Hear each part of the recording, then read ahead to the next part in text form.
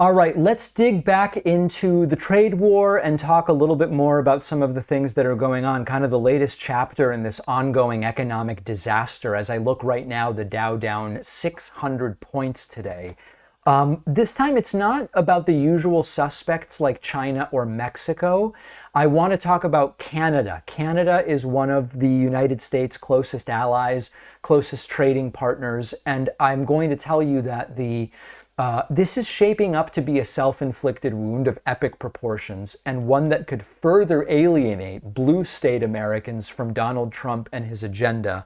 But something very interesting is being done, where British Columbia is specifically targeting the red states with retaliatory moves. So let me explain what's going on. As we talked about at the top of the show, Trump, in his infinite wisdom, has decided to impose a 25% tariff on most Canadian imports and a 10% tariff on Canadian energy products. And the move is one that Trump claims is motivated by issues like fentanyl production, border security. It's very much not about solving real problems and more about just being a protectionist clown for things he either misheard or misunderstood. And as usual, Trump's approach, we need a velvet glove, and Trump has a sledgehammer. And the consequences are going to unfold very quickly.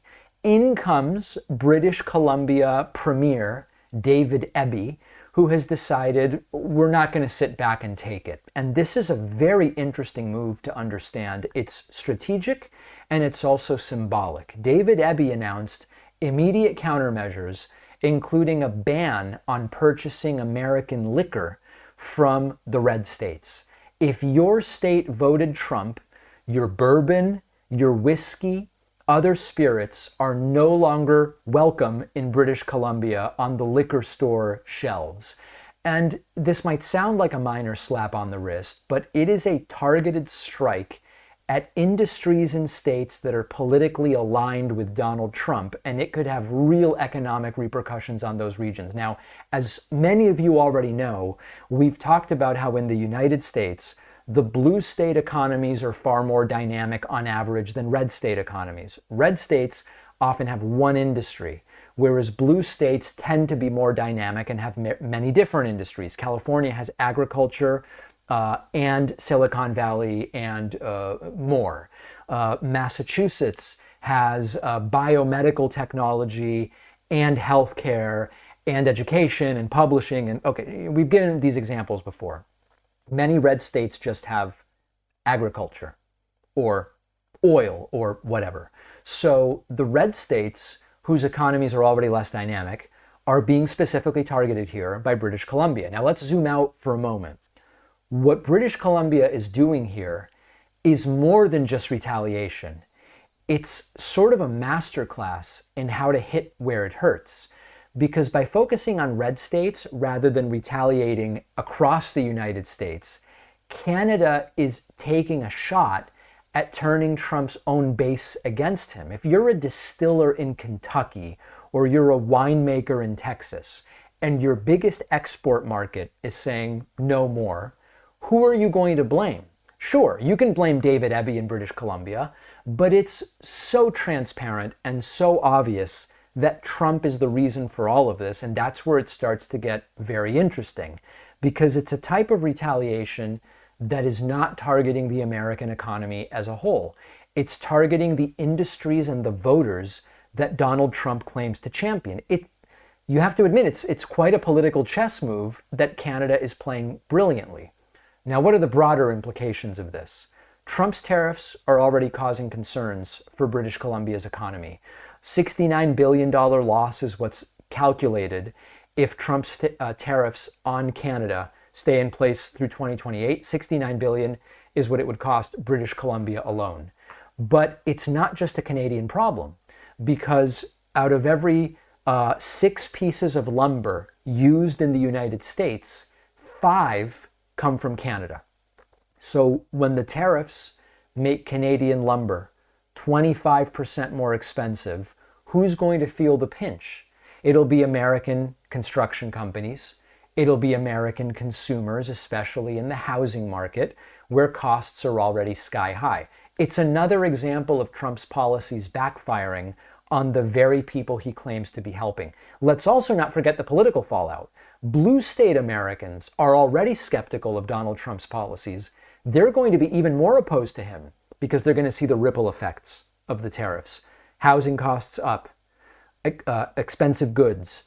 And so the retaliatory measures are hurting American industries. It's a really perfect storm of economic pain. I wouldn't wish it on anybody. Now, meanwhile, we are sort of falling into this, as long as Trump reverses this soon, we'll be fine. Everybody will be fine. Canada is seeing this as an opportunity to reduce its reliance on the United States altogether. David Eby is fast-tracking $20 billion in local projects, renewable energy, mines, natural gas, and diversifying trade relationships beyond the United States. So what they are setting up to do is to get away from trading with the United States, even if and when Trump says, all right, I'm not going to do it, I'm going to cancel it. That's a potentially long-term disaster. Now, I want to say one other thing about the fentanyl issue. Trump is now claiming that fentanyl is one of the reasons that he is doing the tariffs with Canada. It's a global problem. Requires international cooperation.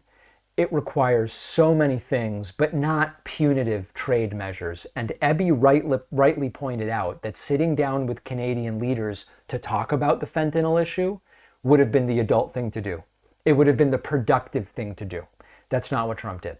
So where that leaves us is tariffs are a disaster in the making. Canada's response is a reminder that other countries aren't going to roll over. British Columbia's response is one where they are saying, we won't even just hurt everybody. We will target the Trump-aligned states and industries and businesses. And in the end, it's just another example of Trump's short-sighted zero-sum approach to this stuff. And even if he says, all right, it was a bad idea, which he would never do. Trump would always go, it succeeded, so I will now cancel it. We may not be able to go back to exactly where we were, at least not if British Columbia has anything to say about it. Data brokers are continually collecting extensive details about your online behavior, address, phone number, email, financial information, even political views. This sensitive information about you can easily be found on public data search sites by anybody, could be an ex, could be an employer. And these brokers sell the data to other businesses and even government agencies like the FBI and NSA, who can buy it in bulk to surveil Americans without a search warrant. Scammers and spammers also get your details from these lists, and that's why you get the text messages and the calls and the emails. But you can stop it. Our sponsor, Incogni, will send removal requests to data brokers who are legally obligated to comply. If any of your information remains online, Incogni will follow up and ensure that it's taken down. Incogni keeps you informed every step of the way, and it just saves you countless hours of work that would be nearly impossible to do on your own. I use Incogni, and what they've managed to do is remarkable.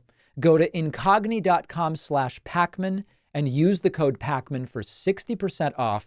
The link is below.